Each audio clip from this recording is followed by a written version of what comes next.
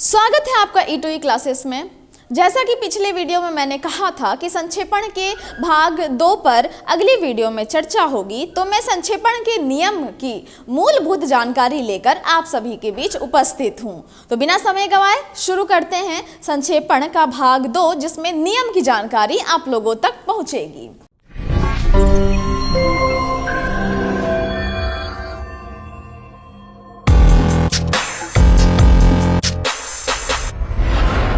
मैं एक बार फिर से याद दिला देती हूँ कि पहले भाग में हम लोगों ने परिभाषा और गुण पर चर्चा की थी। आज हमारा मुख्य केंद्र है चर्चा का संक्षेपण के नियम। तो संक्षेपण के नियम की यदि बात करें तो आप ये ध्यान दीजिए कि यद्यपि संक्षेपण का कोई निश्चित नियम नहीं हो सकता है। देखिए ध्यान दीजिए, संक्षेपण का कोई निश्चित नियम नहीं होता है, फिर भी अभ्यास के लिए कुछ सामान्य नियमों का उल्लेख तो किया जा सकता है। यानी कि संक्षेपण का एक मेजरमेंट, एक सैद्धांतिक नियम नहीं है कि आपको इसी तरह से करना है, लेकिन फिर भी जब हम अभ्यास करते हैं तो अभ्यास के दौरान विद्वानों ने जो चीज़ें निकाली, जो उन्होंने अनुभव किया कि ये सामान्य गुण है, उसकी चर्चा हम लोग करेंगे। तो संक्षेपण के विषयगत नियम, देखिए संक्षेपण के नियम दो तरह से हैं, प्राप्त होंगे आपको। एक विषयगत नियम जो कि अभी आपको स्क्रीन पर नजर आ रहा है, और एक होगा शैलीगत नियम। ठीक है, शैली यानी कहते हैं कि भाषा की बुनावट जिस क्रिया से होती है वो शैली कहलाती है। तो पहली चर्चा हम करेंगे संक्षेपण के विषयगत नियम पर। तो पहला बिंदु है कि मूल संदर्भ को ध्यानपूर्वक पढ़ें। अब ये ध्यान दीजिए, संक्षेपण करने का पहला ही नियम है कि ध्यानपूर्वक पढ़ना है मूल संदर्भ को। जब तक उसका संपूर्ण भावार्थ स्पष्ट न हो जाए तब तक संक्षेपण लिखना आरंभ नहीं करना चाहिए। यानी आप बार बार पढ़िए, जब तक मूल भाव आपकी पकड़ में ना आ जाए तब तक शुरू ना करें। और इसके लिए आवश्यक है कि मूल अवतरण को कम से कम 3 बार पढ़ा जाए। अर्थ स्पष्ट करने का भी एक अपना प्रोसेस होता है। ये अनुभव से और अभ्यास से विद्वानों ने बतलाया है कि कोई भी चीज़ एक बार की पढ़े में यदि समझ नहीं आ रही है तो कम से कम 3 बार अवश्य पढ़ें। आपको कुछ ना कुछ सूत्र तो अवश्य मिलेगा भाव को समझने के लिए। इसीलिए विषयगत नियम में पहला जो ध्यान हम लगा रहे हैं, उस ध्यान को लगाने के लिए ये आवश्यक है कि कम से कम हम 3 बार उस मूल अवतरण को या पैराग्राफ को पढ़ें। आगे दूसरा बिंदु पे आप ध्यान दीजिए। दूसरे बिंदु में लिखा गया है कि मूल के भावार्थ को समझ लेने के बाद, और यदि जब आप 3 बार पढ़ चुके हैं पैराग्राफ को तो मूल के भावार्थ आपके समझ में आ गया है, अब उसके बाद क्या करना है? आवश्यक शब्द, वाक्य अथवा वाक्य खंडों को रेखांकित करें। जैसे मैं अभी आपको पढ़ा रही हूँ तो मैं मूल शब्द, मुख्य यानी, और जो भाव प्रधान है उसे मैं रेखांकित करते जा रही हूँ। ठीक उसी तरह आपको भी रेखांकित करना है। जिनका मूल विषय से सीधा संबंध हो वैसे भावों को, या जिनका भावों या विचारों की अन्विति में विशेष महत्व हो। अन्विति का अर्थ होता है आपस में परस्पर मेल। ठीक है, तो जिनका भावों या विचारों में आपसी मेल हो या अन्विति हो उसका विशेष महत्व होता है। इस प्रकार आपका कोई भी तथ्य नहीं छूट पाएगा। यानी दूसरे बिंदु में कौन कौन सी बात निकल कर आई कि जब आप भावार्थ समझ चुके हैं तो उसमें से जो आवश्यक शब्द हैं, वाक्य हैं, वाक्य खंड है, उसे इस तरह से रेखांकित करें। और जिनका मूल विषय से सीधा संबंध है या भाव या विचार का आपसी मेल है उसका विशेष महत्व हो। यानी जब आप रेखांकित कर रहे हैं तो जो लाइन रेखांकित कर रहे हैं जिस पंक्ति को, उसका अगली पंक्ति के साथ मेल होना चाहिए, अन्विति होना चाहिए। इस प्रकार कोई भी तथ्य आपका छूटेगा नहीं। अब तीसरे बिंदु की बात करते हैं। तो संक्षेपण मूल संदर्भ का संक्षिप्त रूप होता है। ये आपने परिभाषा में सुना होगा। इसलिए इस बात का ध्यान रखना चाहिए कि इसमें अपनी ओर से कोई टीका टिप्पणी ना हो, कोई आलोचना प्रत्यालोचना ना हो। ये बहुत ही जरूरी नियम है कि आप अपनी ओर से कोई मत ना दें। संक्षेपण के लेखक को न तो किसी मतवाद के खंडन का अधिकार है और न ही अपनी ओर से कोई मौलिक या स्वतंत्र विचारों को जोड़ने की छूट है। यह स्पष्ट रखिए कि संक्षेपण करते समय आप किसी मत का खंडन नहीं कर सकते हैं, क्योंकि आप उसका संक्षिप्त रूप प्रस्तुत कर रहे हैं, उसके भाव को ज्यों का त्यों रख रहे हैं, बस उसका आकार छोटा कर रहे हैं। इसलिए आपको किसी भी मत का खंडन करने का अधिकार नहीं है और ना ही अपनी ओर से कोई मौलिक या स्वतंत्र विचार आप उसमें जोड़ सकते हैं। उसे तो मूल के भावों अथवा विचारों के अधीन रहना है, यानी संक्षेपण मूल में जो बात जो भाव है उसके अधीन रहना है, उससे वो स्वतंत्र नहीं हो सकता है और उसी नियम में लिखना ही संक्षेपण लिखना होता है, उन्हें ही आप संक्षेप में लिखते हैं। तो तीसरे बिंदु के अनुसार ये विषयगत नियम है और इसमें मूल संदर्भ संक्षिप्त है, इसमें आप टीका टिप्पणी नहीं कर सकते हैं, इसमें आप अलग से अपने स्वतंत्र विचार नहीं जोड़ सकते हैं, ना तो स्वतंत्र विचार जोड़ सकते हैं और ना ही आप किसी मत का खंडन कर सकते हैं। तो बस आपको मूल भाव के अधीन रहना है। और यदि अभी आगे बढ़ते हैं और अगले बिंदु को देखें तो चौथा बिंदु हमारा ये कहता है कि संक्षेपण को अंतिम रूप, देखिए अंतिम रूप देने के पहले रेखांकित वाक्यों के आधार पर उसकी रूपरेखा तैयार करनी चाहिए। यानी जो आप रेखांकित किए हैं, जिन जिन पंक्तियों को आपने रेखांकित किया है उसी के अनुसार आप रूपरेखा तैयार करेंगे, फिर उसमें उचित और आवश्यक संशोधन करना चाहिए। यानी पहले तो आपने निशान लगा लिया कि आपको कहाँ से कौन कौन सी चीज़ें लेनी है, उसके बाद आप उसमें जोड़ घटाव करते रहिए। यहाँ एक बात ध्यान रखना है कि मूल संदर्भ के विचारों की क्रम व्यवस्था में आवश्यक परिवर्तन किया जा सकता है। ठीक है, यह कोई आवश्यक नहीं है कि जिस क्रम में मूल लिखा गया है उसी क्रम में संक्षेपण भी लिखा जाए। आप यहाँ ध्यान दीजिएगा कि यहाँ आपको यह छूट दी जा रही है कि मूल क्रम में, जैसे 1 2 3 4 इस क्रम में आपका मूल भाव है, मूल तथ्य है, आप इसको 1 3 4 2 कर सकते हैं। ठीक है, क्रम उलटफेर कर सकते हैं, लेकिन एक बार मैं फिर से आपको याद दिला दूं कि तार्किक क्रम व्यवस्था जो है वह प्रभावित नहीं होनी चाहिए।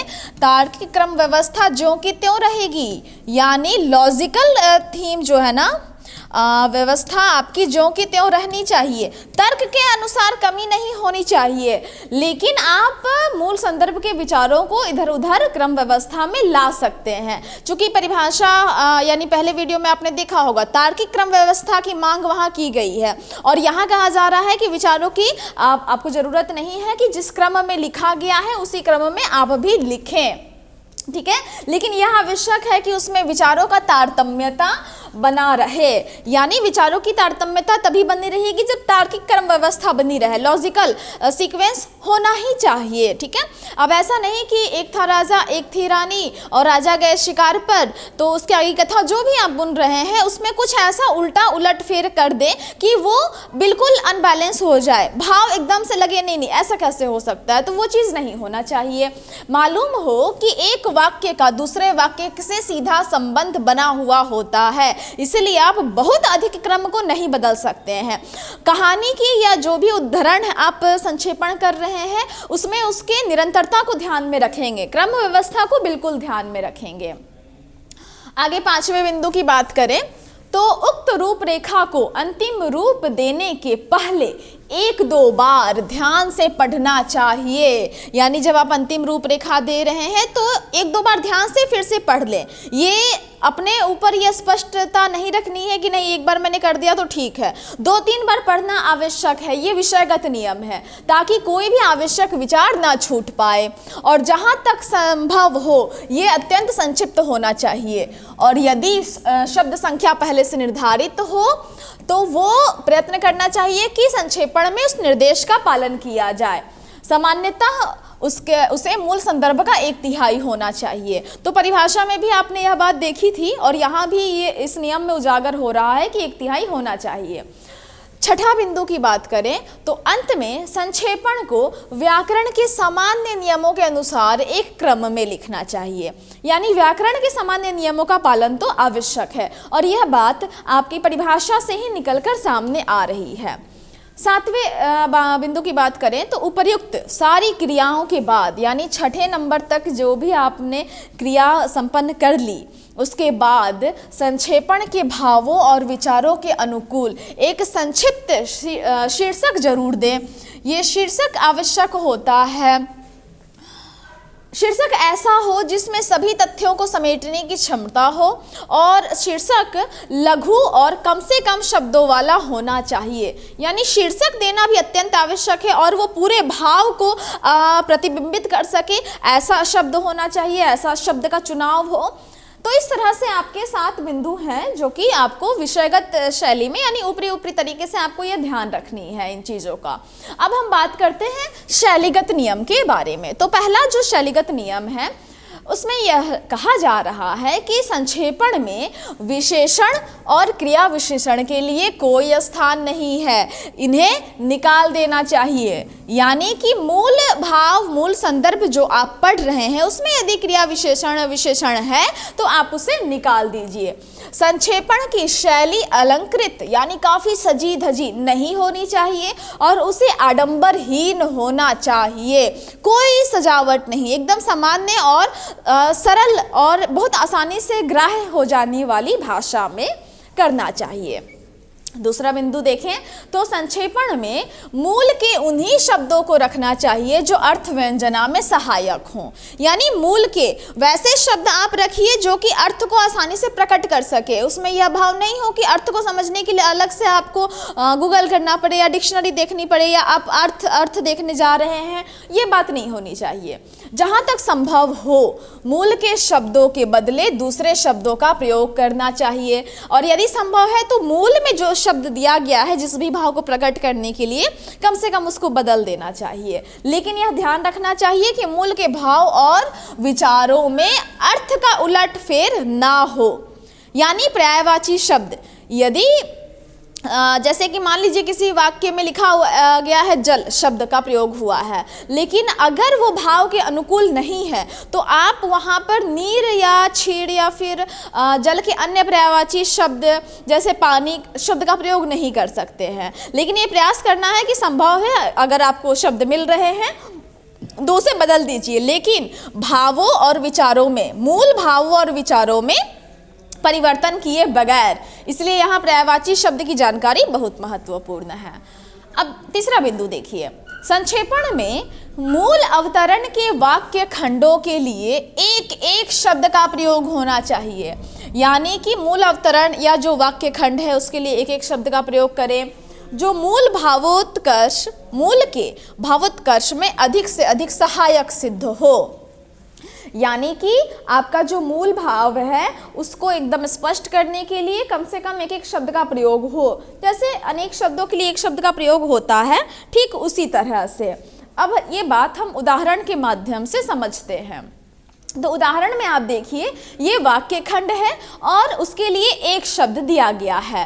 तो पहले जैसे कहते हैं अनेक शब्दों के लिए एक शब्द, तो पहला है एक से अधिक पत्नी रखने की प्रथा। उसे एक शब्द में क्या कहेंगे तो बहुपत्नित्व। ठीक है, बहुपत्नित्व यानी बहुत एक से अधिक पत्नी रखने की यहाँ प्रथा है। दूसरा, जिसका मन अपने काम में नहीं लगता उसे एक शब्द में कहते हैं अन्यमनस्क। अन्यमनस्क है, ठीक है, अन्यमनस्क व्यक्ति है यानी उसका मन अपने काम में नहीं लगता है। तीसरा, जहाँ नदियों का मिलन हो एक शब्द में उसे संगम कहते हैं। चौथा, किसी विषय का विशेष ज्ञान रखने वाला उसे कहते हैं विशेषज्ञ, यानी किसी एक विषय में बहुत अधिक जानकारी रखने वाला। कष्ट से होने वाला काम वो कहते हैं बहुत कष्ट साध्य है, यानी ये काम बहुत कष्ट से होने वाला है। इतना लिखने के बजाय सीधे लिखेंगे कि यह कष्ट साध्य है, तो संक्षिप्त हो गया। इसी बात का ध्यान रखा जा रहा था कि वाक्य खंड के बजाय आप एक एक शब्द का प्रयोग करें, यानी अनेक शब्दों के लिए एक शब्द की जानकारी होना व्याकरण का सामान्य नियम है। जहां मुहावरों और आगे बात देखिए, जहां मुहावरों और कहावतों का प्रयोग हुआ है वहां उनके अर्थ कम से कम शब्दों में लिखना चाहिए। मुहावरे के लिए मुहावरा रखना ठीक ना होगा।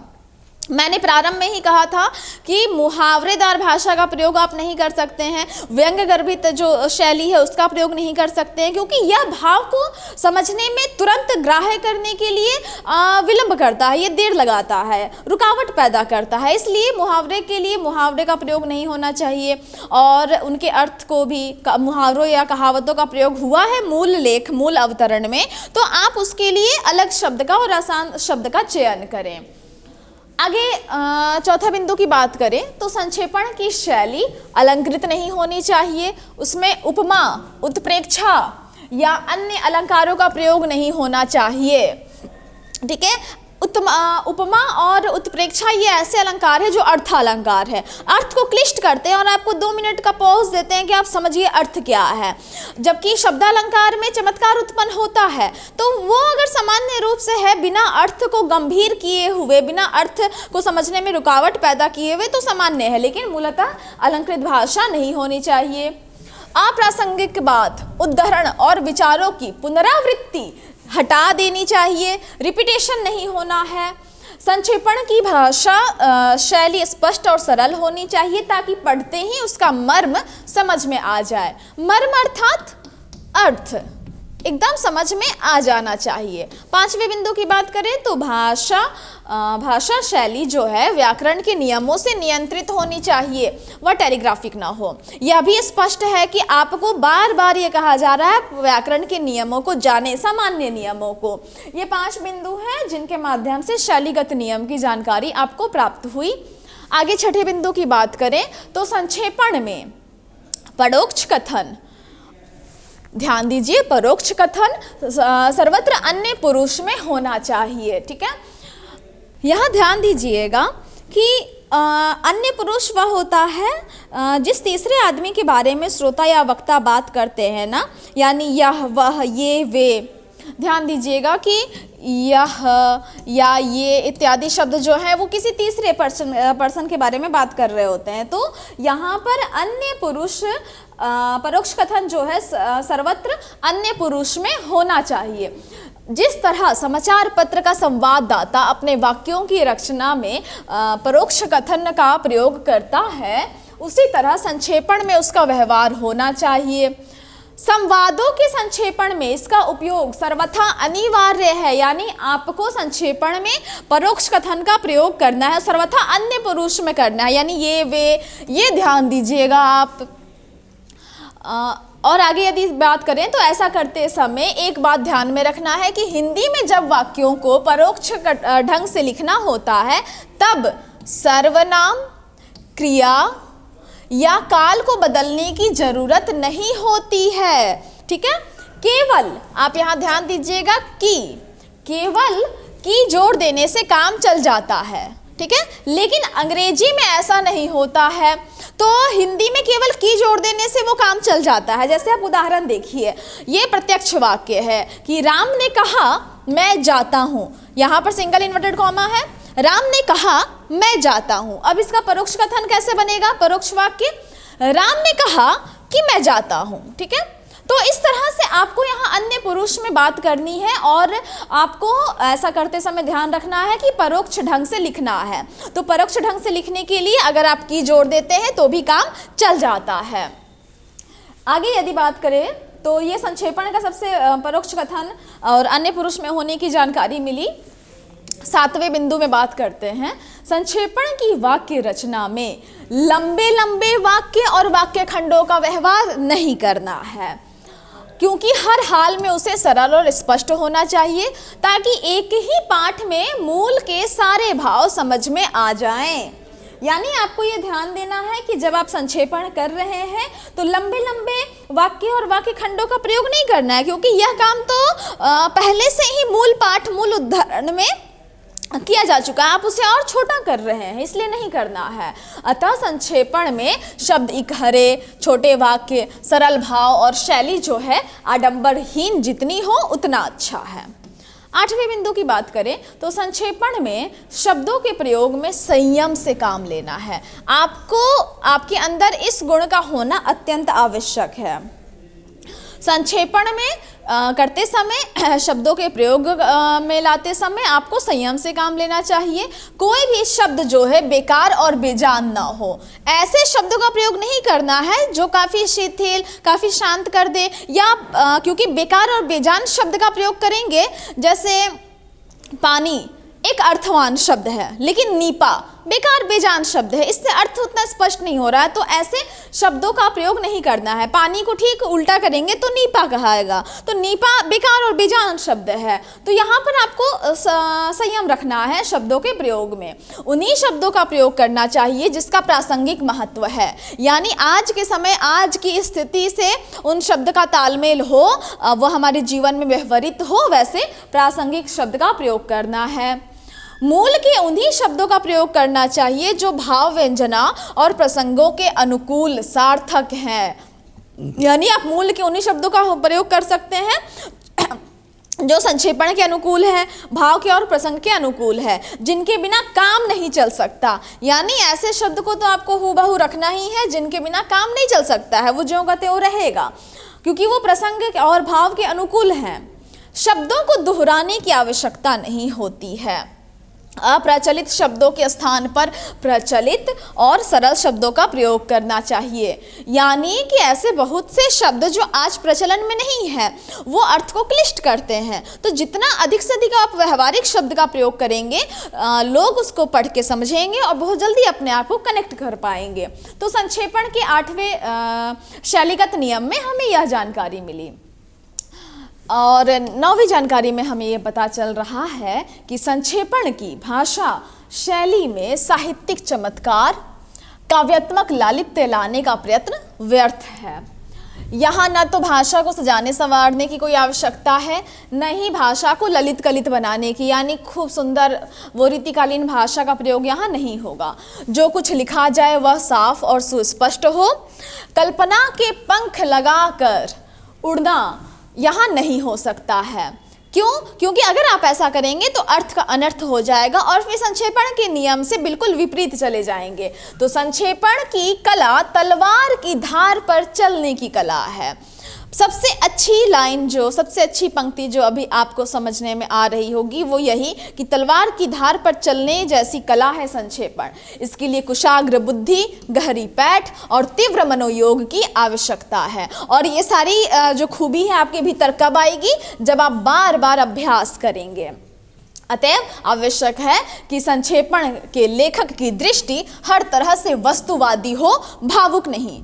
आप भाव में बहकर, भावना में बहकर संक्षेपण नहीं कर सकते हैं। आपके लिए आवश्यक है कि आप जितने वस्तुवादी होंगे, तथ्यों पर आधारित होंगे, नियमों का अभ्यास करेंगे, उतने ही आपकी संक्षेपण की कला निखरती चली जाएगी। तो इन 9 बिंदुओं के माध्यम से स्पष्ट हो गया संक्षेपण का शैलीगत नियम। आगे 10वां बिंदु की बात करें तो संक्षेपण से समानार्थी शब्दों को हटा देना चाहिए। व्याकरण की मूलभूत जानकारी यहाँ बार बार स्पष्ट हो रही है। समानार्थी शब्द जैसे जो सुनने में एक जैसे लगते हैं, श्रुति संभिन्नार्थक शब्द, उसी तरह से समान अर्थ रखने वाले भी शब्द होते हैं। एक ही भाव और या विचार बार बार दोहराते हैं वैसे शब्द, इन्हें पुनरुक्ति दोष कहा जाता है। यानी बार बार एक ही चीज़ रिपीट हो तो उसे हटा देना चाहिए। अंग्रेजी में इसे वर्बोसिटी कहते हैं। अब उदाहरण देखिए, आज़ादी, स्वतंत्रता, स्वाधीनता, स्वच्छंदता और मुक्ति को ही कहते हैं। यानी आज़ादी शब्द के जो समान अर्थ रखने वाले शब्द हैं वो है स्वतंत्रता, स्वाधीनता, स्वच्छंदता और मुक्ति। ठीक है, तो यहाँ आज़ादी के लिए अनेक समानार्थी शब्द का प्रयोग हुआ है। अब आप ध्यान दीजिएगा कि जब कोई व्यक्ति भाषण दे रहा हो तो भाषण में प्रभाव जताने के लिए वक्ता इन शैली का प्रयोग करता है, लेकिन संक्षेपण में ऐसे शब्दों को हटा देना चाहिए, उसे नहीं लिखना चाहिए। हटाकर केवल इतना ही लिखना चाहिए कि आज़ादी मुक्ति का दूसरा नाम है। ठीक है, तो आपको केवल एक शब्द का प्रयोग करना है, आज़ादी मुक्ति का दूसरा नाम है। ठीक है, तो ये संक्षेपण की कला हुई कि संक्षेपण की कला कम से कम शब्दों में ही निखरती है, यह ध्यान देना है आपको। आगे 11वें बिंदु की बात करें तो इसमें पुनरुक्ति दोष शब्दों में ही नहीं, भावों और विचारों में भी होता है। यानी केवल आज़ादी, स्वतंत्रता, मुक्ति वाक्य में नजर आने वाली स्पष्ट पुनरुक्ति दोष है, बार बार उसका आना, लेकिन ये भावों में भी होता है। कभी कभी एक ही वाक्य में एक ही बात को अलग अलग रूपों में, विभिन्न रूपों में रख दिया जाता है। अब एक वाक्य देखिए, रंगमंच पर कलाकार क्रमशः एक एक करके आए। ठीक है, ये एक वाक्य लिखा हुआ है कि रंगमंच पर कलाकार क्रमशः एक एक करके आए। अब आप ध्यान दीजिए कि इस वाक्य में जो क्रमशः शब्द का प्रयोग करके हुआ और एक एक करके, इन दोनों शब्दों में भाव तो एक ही प्रकट हो रहा है। क्रमशः यानी 1 2 3 4 जैसे हैं एक एक करके आप आए, तो यहाँ पर भाव में पुनरुक्ति दोष है, ये एक ही भाव को दोहरा रहा है, दोनों का अर्थ एक ही है, इसलिए ऐसे शब्दों को हटा देना चाहिए। ठीक है, अब 12वें बिंदु की यदि बात करें तो अंत में संक्षेपण में प्रयुक्त शब्दों की संख्या लिख देनी चाहिए। एक तो ये कि यदि आपको निर्देश मिला है कि आपको संक्षेपण इतने ही शब्दों में करना है, तब तो यह बहुत अच्छी बात है। फिर भी यदि आप कर रहे हैं तो अंत में आप उस कितने शब्द का प्रयोग किए हैं संक्षेपण में, वह संख्या लिख देनी चाहिए। यह 12 बिंदु की जानकारी आपको मिल गई कि संक्षेपण के नियम में कौन कौन से विषयगत और शैलीगत नियम अनिवार्य है। तो मुझे उम्मीद है कि आप संक्षेपण के हमारे 2 भाग के वीडियो को बहुत पसंद करेंगे और निश्चित रूप से आपका अब कोई भी डाउट इस टॉपिक से शेष नहीं रह गया होगा। तो मिलते हैं नेक्स्ट वीडियो में, तब तक के लिए धन्यवाद।